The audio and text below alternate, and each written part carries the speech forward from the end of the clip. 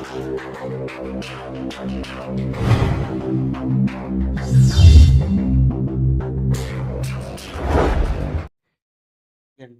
குலதெய்வமான குழந்தாளம்மனை போற்றி, பெரிய கருப்பணசாமியை போற்றி, அனைவருக்கும் எனது பணிவு வணக்கம்.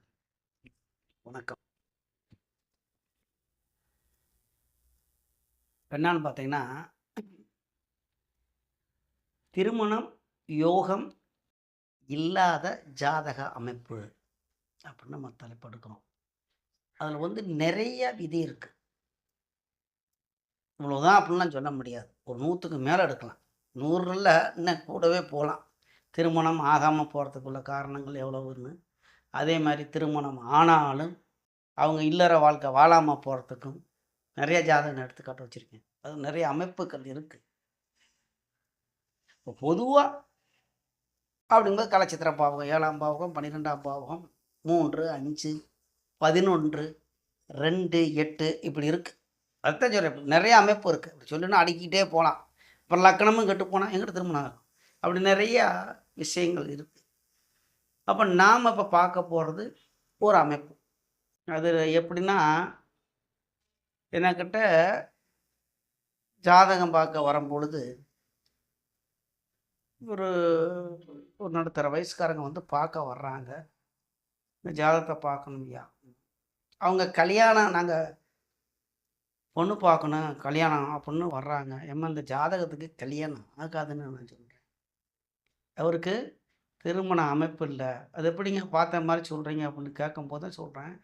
இந்த அமைப்பு ஜாதகத்தை போட்டு வளர்க்குறேன். சில அமைப்பு இருக்குது. அப்படிங்கும்போது ஆகும், இதில் ஆகிறதுக்கு வாய்ப்பு இல்லை அவர் இப்போ எந்த நிலையில் இருக்கார். அப்போ இதை எப்படி பார்க்கலாம் அப்படின்னா, பொதுவாக தசாபுத்தி ஒரு 80% நமக்கு எடுத்து கரெக்டாக சொல்லும். கோச்சாரம் அது ஒரு 15% 20% எடுக்கலாம். இப்போ 100 அதில் நமக்கு இப்போ நம்ம ஒரு பலன் சொல்கிறோம் அப்படிங்கும்போது நம்ம கடவுளும் கிடையாது, அதுவும் சொல்லிடலாம். நமக்கும் தவறுகள் நடக்கலாம். அப்போ நம்ம பலன் சொல்லி அதை எடுக்கிறது ஒரு கொஞ்சம் மெனக்கட்டு டைம் எடுத்து. இப்போ கூட இந்த வீடியோ இப்போ நான் பேசுகிறதுக்கு முன்னாடி கூட ஒரு குழந்தை ஜாதகம் பார்க்க வர்றான். குழந்தையோட ஜாதகம் 2000 பிறந்தது. தனுசு ராசி, மக நட்சத்திரம். இப்போ சுக்கிரதசை நடக்குது. மகத்து 4ஆம் பாதத்தில். இப்போ சுக்கிரதசை நடக்கும்போது லக்னம் என்ன லக்னம் வருதுனாக்க லக்னம் 6ஆம் இடம் அந்த தனுசுக்கு வருகிறது. 3 8 ஆமாம், மீன லக்னம் வரும்னு நினைக்கிறேன். இது என்னென்னா தசாபத்தியில் இப்போ கணவன் அப்பா அம்மா சண்டை பிரிவினையில் வர்றாங்க. இந்த மாதிரி சில அமைப்புகளில் இருக்குது. சொல்லும்போது இப்படி தான் இருக்குது. அப்போ இந்த ஜாதகத்தை நம்ம எடுத்துக்காட்டு போட்டு வலதொலையெல்லாம் பேசாமல், ஏற்கனவே பேசிட்டேன் நிறைய வலதொலைன சம்மந்தம் இல்லாமல், இதுக்கு என்ன அமைப்புன்னு பார்ப்போம். சரிங்களா? ஏன்னா நம்மளை அறியாமே வந்துடுது. சரி, இந்த ஜாதகர் பிறந்த தேதி ஜனவரி மாதம் 17 1987 காலையில் 8:30 மதுரை மாவட்டத்தில் பிறந்திருக்கார். சரிங்களா? ராசி கட்டத்தை ஸ்க்ரீனில் போடுவோம். ஆமாம், இங்கேயே கூட பார்த்துவோம். லக்கணமாக வர்றது கும்ப லக்கணம். லக்கணத்தில் குரு, 2ஆம் இடத்தில் செவ்வாய் ராகு, 2 சரி 6இல் சந்திரன். அது இந்த கிரக வலுன்னு சொல்லிட்டு போயிடலாங்களா? 6ஓட நிற்கிறேன், கிரக வலுவும் பார்ப்போம். லக்கணத்தில் இருக்கிற குரு திக்பலம் பெற்று நல்ல வலுவோடு இருக்கிறார் அப்படி எடுத்துக்குவோம். சந்திரன் 6ஆம் இடத்தில் இருக்கக்கூடிய சந்திரன் ஆட்சியாக இருக்கிறார். அப்புறம் 2 கிரகம் இப்போ நம்ம பார்த்துருக்கோம், 2மே வலுவாக தான் இருக்குது. ராகு செவ்வாய் அந்த இடத்துல குருவோட வீட்டில் மட்டும்தான் இருக்குது. அது அப்படியே இருக்கட்டும், அதுக்கு புரியதில்லை. 8ஆம் இடத்தில் கேது, 10இல் சுக்கிரன் சனி. அங்கே எதுவும் ஆட்சி கீச்சலாம் கிடையாது. லக்னாதிபதி சனி சுக்கரோட சேர்ந்திருக்கார் அப்படி எடுப்போம். சுக்கிரன் சனியோட பாவரோட சேர்ந்திருக்கார், அது அப்படியே இருக்கும். இந்த இடத்துல அடுத்து 12ஆம் இடத்தில் சூரியன் புதன். இந்த இடத்துல மாந்தி அப்படி இருக்கு, வச்சுக்கலாம். பௌர்ணமி சந்திர யோகத்தில் பிறந்திருக்கார். பௌர்ணமி தானா அப்படின்னு திதியை பார்த்துருவோம். அதாவது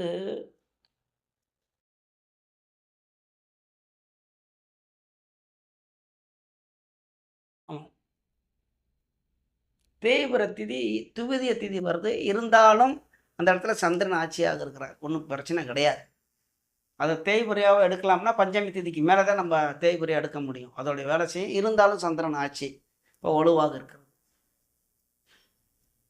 அப்போ நம்ம திருமணத்துக்கு அப்படிங்கும்போது என்ன வந்துடுவாங்க, பொதுவாக நான் மட்டும் கிடையாது, எல்லா ஜோதிடரும் ராசி லக்கணத்துக்கு கலச்சித்திர பாவமான 7ஆம் பாவகம் 8ஆம் பாவத்தை பார்க்கணும். சத்தனை அப்போ அதை பார்ப்போம். பொதுவாக நானும் அதை பார்க்குறேன். நிறையா விதி இருக்குது. இங்கே பார்ப்போம். லக்கணத்துக்கு 7ஆம் பாவகத்தில் குரு பார்க்குறார். 7ஆம் பாவகத்தில் எந்த கிரகம் இல்லை, பாவருடைய தொடர்பு இல்லை. சரி, சனி 10ஆம் பார்வையாக பார்க்கிறார். எடுத்துப்போம். சனி 10ஆம் இடத்தில் இருந்து 10ஆம் பார்வையாக 7ஆம் இடத்தை பார்க்கிறார். 3ஆம் பார்வையாக 12ஆம் இடத்தை பார்க்கிறார். 7ஆம் பார்வையாக 4ஆம் இடத்தை பார்க்கிறார் சனி. அப்போ 7ஆம் பாவகத்தில் குரு பார்வையும் விழுகிறது, சனி பார்வையும் விழுகிறது. திருமணத்தை குறிக்கக்கூடிய பாவகத்தில் அந்த பாவகத்துக்கு அதிபதி தன் வீட்டுக்கு 6இல் மறைகிறார். சனியோட பார்வை 3ஆம் பார்வையாக விழுகிறது. அப்போ 7ஆம் பாவகம் கெட்டு போச்சு. 7ஆம் பாவத்துக்கு அதிபதியும் கெட்டு போய்விட்டார். 7ஆம் பாவகத்தை குரு பார்க்கிறார். அப்போ கொஞ்சோன்னு கல்யாணத்துக்குள்ளது இருக்குது, கொஞ்சம் இருக்குது. இப்போ கல்யாணம் செய்வாரா செய்ய மாட்டாரியா பையா சொல்லலாம். தசாபதிக்கு அதுக்கப்புறம் வரணும்ல. இந்த இடத்துல கோச்சார ரீதியாக பார்க்கும் பொழுது அவருக்கு என்கிட்ட ஜாதகம் பார்க்க வரும்பொழுது அஷ்டமச்சனி கடகம் தானே, அது ஒரு வருஷத்துக்கு மேலே இருக்கும். அஷ்டமச்சனி முடிஞ்சதுக்கு அப்புறம் தான் வர்றாங்க கல்யாணத்துக்கு. நீங்கள் பார்க்கும்போது ஒரு வருஷத்தை நெருங்கி இருக்கும் என்கிட்ட ஜாதகம் பார்க்கும்போது. இருந்தாலும் அஷ்டமச்சனி முறிஞ்சு தான் வர்றாங்க கடகராசி. அப்போ இங்கே நான் பார்க்கும்போது 2.5 வருஷம் அஷ்டமச்சனி ஓடுது. தசாபுத்தி ஒரு நட்சத்திரத்தில் பிறந்தது, ஆயில நட்சத்திரம் 3ஆம் பாவத்தில் பிறந்திருக்கார். அவர் பிறந்த காலத்தில் வந்து புதன் தசை 6 வருஷம் 4 மாதம். கேது வந்து ஒரு 7 வருஷம், அது ஒரு 13. சுக்கிரன் ஒரு 20 வருஷம். அப்போ 33 வயசு வரைக்கும் இந்த சுக்கிரதசை நடக்குது. அப்போ இந்த சுக்கிரன் வந்து இவருக்கு வந்து திருமணத்தை கொடுத்துருக்கலாம்ல, தாம்பத்தியத்தை கொடுத்துருக்கலாம்ல அப்படின்னு கேள்வி எல்லாத்துக்கும் வரல. எனக்கும் சந்தேகம் வந்தது. ஆனால் நான் வேறு கோணத்தில் பார்த்தேன். தெரியும், நான் சொல்லாத முன்னிக்க உங்களுக்கு தெரியும் என்ன கோணத்தில் பார்த்துருப்பாங்க. ஒரு ஜோதிடர்னா தெரிஞ்சிருக்கும். இளம் பருவத்தில் ஒருவருக்கு சுக்கிரதசை வரும் பொழுது அதோடைய காரத்துவமான ஏதாவது கொடுத்துருக்கும். 4ஆம் பாவகம், 9ஆம் பாவகம், 10ஆம் இடத்தில் இருக்கிறார். அப்போ வேலையை கொடுத்துருக்குமா அப்படின்னா அவருக்கு அப்போ சுக்கிரதசை வரும்போது 13 வயசு தான், 33 வயசு வரைக்கும் இருக்குது. அப்போ 10 வருஷத்துக்கு ஒரு 23 வயசுலேருந்து அங்கிட்டு ஒரு 10 வருஷத்துக்கு சுக்கிரதசை நடக்குது இல்லை. சிறிய பிராயங்கிறது 13 வயசுல 5 வருஷம் 18 வயசுலேயே அவருக்கு அந்த உணர்வுகள் வர செய்யும். யாராக இருந்தாலும் ஆசைகள், எதிர் பாலினத்தரோட ஈர்ப்பு சக்தி எடுத்துப்போம். அப்போ பெண்ணோடைய இவர் என்ன மரக்கட்டை கிடையாது, மனுஷன் தானே.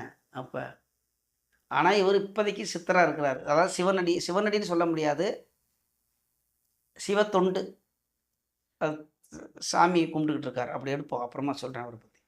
இந்த இடத்துல பார்க்கும்போது சுக்கிரன் யாராவது இவர் விரும்பியிருக்காரு, இல்லை இவர் ஒரு பெண்ணை விரும்பியிருக்காங்க. நான் இந்த கோணத்தில் தான் சொல்கிறேன். ஆனால் வந்தவங்க எங்களுக்கு தெரியாதுங்கிறாங்க. ஆனால் கிளியர் பண்ணிக்கிட்டாங்க. ஆமாம், படிக்கும்போது தொடர்பு இருந்துச்சு ஒரு பெண்ணோட, அது புட்டுக்கிடுச்சு. அப்போ திருமணம் அங்கே இருக்குது. இவர் அதனாலயா அப்படின்னா அது கிடையாது. அதுக்கு அடுத்து சூரியதசை ஒரு 6 வருஷம். இங்கேயே 33 வயசுக்கு வருது. அப்போ 39 வயசு வரைக்கும் சூரியதசை. அப்போ சூரிய 7ஆம் இடத்துக்கு அதிபதி தானே, திருமணத்தை கொடுத்துருக்கலாம்ல தானே கேள்வி. அவன் இருக்கிறது 12ஆம் பாவம். தாம்பத்திய சுகத்தை கொடுக்கக்கூடிய பாவத்தில் இருக்கேன், தாராளமாக நடக்கலாமே என்ன, அதுதான் கேள்வி எல்லாத்துக்கும். அந்த இடத்துல பார்த்தீங்கன்னா சனி பார்வை விடுகிறது.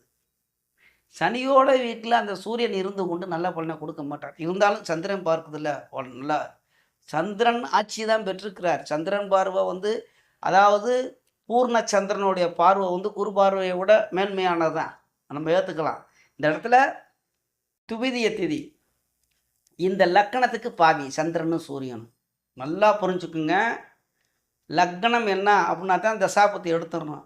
நம்ம வாட்டில் என்னமோ சொல்லுவாங்க, குருடங்கண்டன் கனவுமார்னு சொல்லுவாங்க பெரியவர்கள். அப்படி நம்ம வாட்டில் சுக்கிர தசை ஆஹா அள்ளி கொடுத்துரும், குரு தசை தான் அப்படின்னு எடுத்துடக்கூடாது. அப்படி சொல்லுவாங்க, சொல்ல தெரியாமல். நம்ம வாட்டில் சுக்கிர தசைனா கொடுக்கும், குரு தசைனா கொடுக்கும், செவ்வாய் தசை சனி தசையெல்லாம் கெடுக்கும்னு பலன் எடுத்துடக்கூடாது. கொடுக்க வேண்டிய கிரகம் இருந்தால் கொடுக்கத்தான் செய்யும். கொடுக்கக்கூடிய பாவகத்தில் இந்த சூரியன் 12ஆம் பாவகத்திலிருந்து தன் வீட்டுக்கு 6ல் மறைகிறார். அதோடைய காரத்துவமான தந்தையெல்லாம் கை வச்சிருப்பார், விட்டுட்டு போட்டோம். இந்த பாவகத்தை கெடுக்கணும், 12ஆம் பாவகத்தை, சுகபோகத்தை கெடுக்கணும். இவர் சிவனை தேடி போகிறார். இப்போ சூரியனால் சிவனை தேடுறாருன்னு நம்ம எடுக்க வேண்டாம்.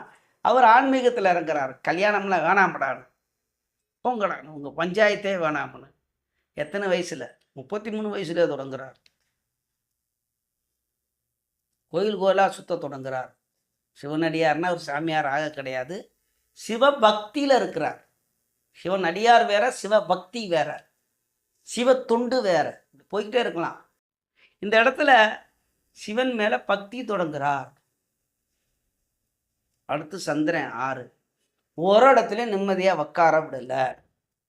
சிவனால் நிம்மதியாக சரி தேடுறாரு. ஒரு கோயில் குளத்தில் உட்காந்து ஏதாவது வர்ற பக்தர்களுக்கு ஒரு விபூதியை கொடுத்து கொண்டு, ஒரு ஏதோ வாக்கை கொடுத்து கொண்டு இவருக்கு காரணத்தை ஓட்டலாமா அப்படின்னா மனோக்காரகன் சந்திரன். இந்த சொந்தக்காரங்கெல்லாம் கூப்பிட்டு வந்துக்கிட்டு, அதாவது சும்மா கடந்த செஞ்ச ஊதி கடத்தாண்டா ஆண்டின்னு சொல்லுவாங்க கிராமத்து பக்கத்தில். இவர் வாட்டில் எனக்கு குடும்பமும் வேணாம், கோத்திரமும் வேணாம், கல்யாணமும் வேணாம், ஒன்றும் வேண்டாம், என்னை ஆளை விடுங்களா சாமினா இந்த குடும்பத்துக்காரங்க அதே எப்படி முடியும்? இவர் தான் எங்கள் குடும்பத்துக்கே ஒரு ஆண். இவர் மூலியமாக தான் எங்கள் இந்த அகத்தியார் கதையில் வரும். அந்த விந்தமலையில் அகத்தியாருக்கு போகும்போது அந்த அவருடைய குடும்பத்தில் சேர்ந்தவங்களாம் தலைகளாக தொங்கிக்கிட்டு இருந்தாங்க. அப்போ அவர் குடும்பத்துக்கு வாரிசுக்கு வேண்டி கல்யாணம் அவர் வாட்டில் நிறையா பண்ணார். அந்த மாதிரி இங்கேயும் இவங்க கதை எடுத்துட்டாங்க. எங்களுக்கு அவருக்கு வேண்டி இல்லை, எங்கள் குடும்பத்துக்கு ஒரு வாரிசு வேணும்னு கதை எடுக்கிறாங்க.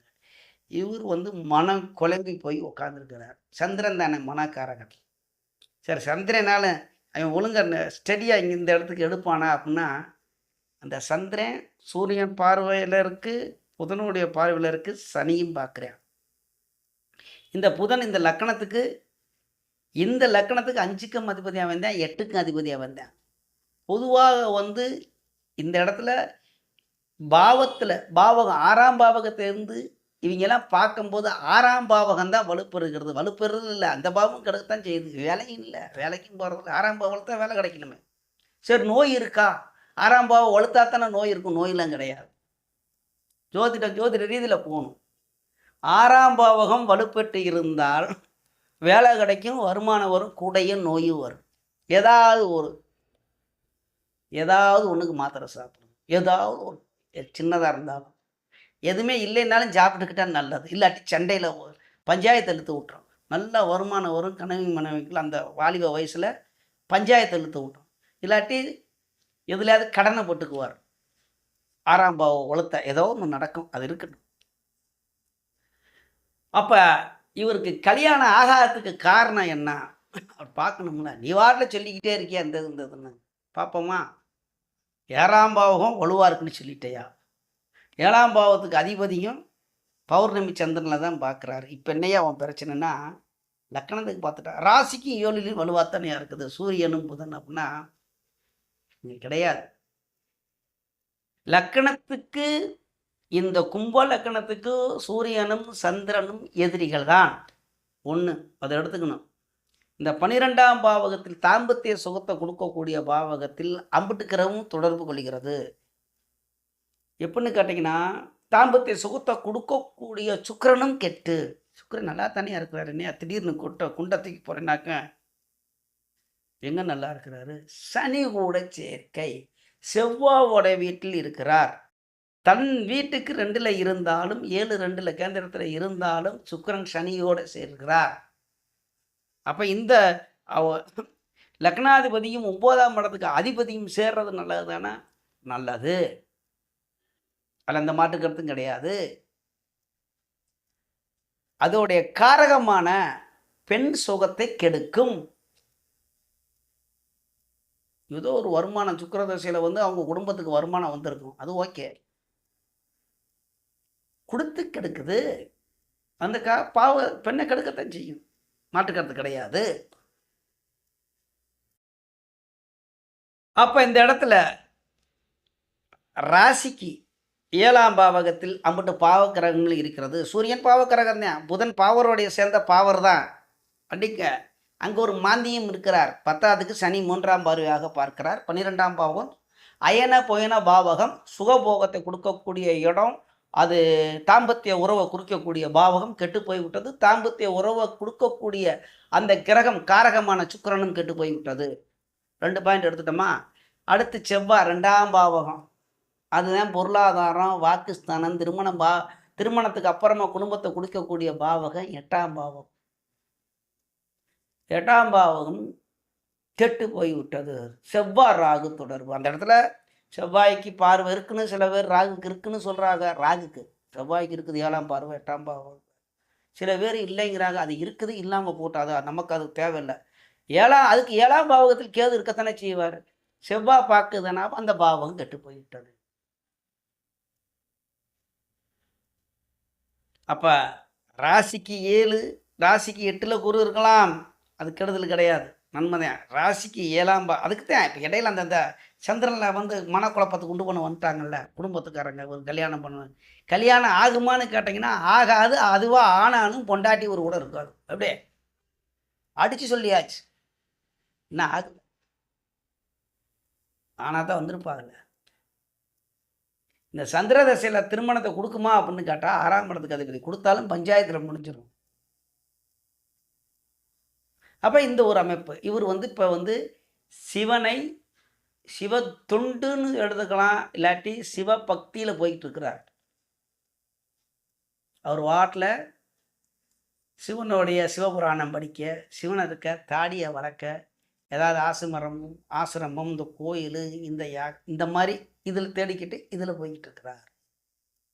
இது ஒரு அமைப்பு தான், அதனால் எடுத்திருக்கேன். இதே மாதிரி நான் ஒரு 30-40 ஜாதகம் நம்மள்கிட்ட வர்றாங்கல்ல இந்த அமைப்புன்னு, அது எப்படின்னு சொல்லி நம்மள்கிட்ட அடுத்த தலைமுறை இப்போ நாங்கிட்ட வித்தையை எப்படின்னு சொல்லி அடுத்தவங்களுக்கு கற்றுக் கொடுக்கணும். அதான் எந்த வித்தையாக இருந்தாலும் அதான் ஒரு வித்தை படித்தவனுக்கு உள்ள அழகு. நான் குருங்கிறலாம் சொல்லக்கூடாது. ஒரு கலை, ஒரு வித்தை படித்தவர்கள், தெரிந்தவர்கள் நமக்கு பின் சன்னதிக்கு கற்றுக் கொடுக்கணும். அந்த அடிப்படையில் நான் எழுதி வச்சுருக்கேன்.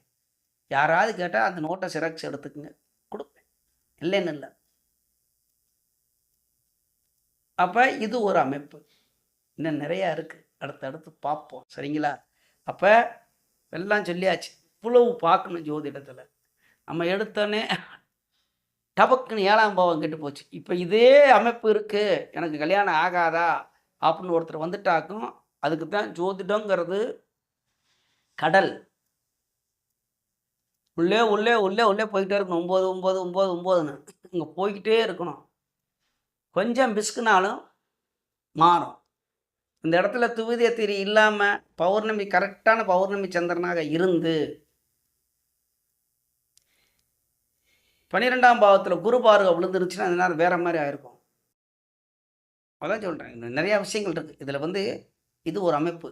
இதை நம்ம திருத்தணும்னா அது நிறையா இருக்குது, பார்த்துக்கலாம், சரிங்களா? அப்போ நமது யூடியூப் சொந்தங்கள் அனைவரும் வளமுடன் வாழ்வீர்கள், நன்றாக இருப்பீர்கள். நன்றி, வணக்கம்.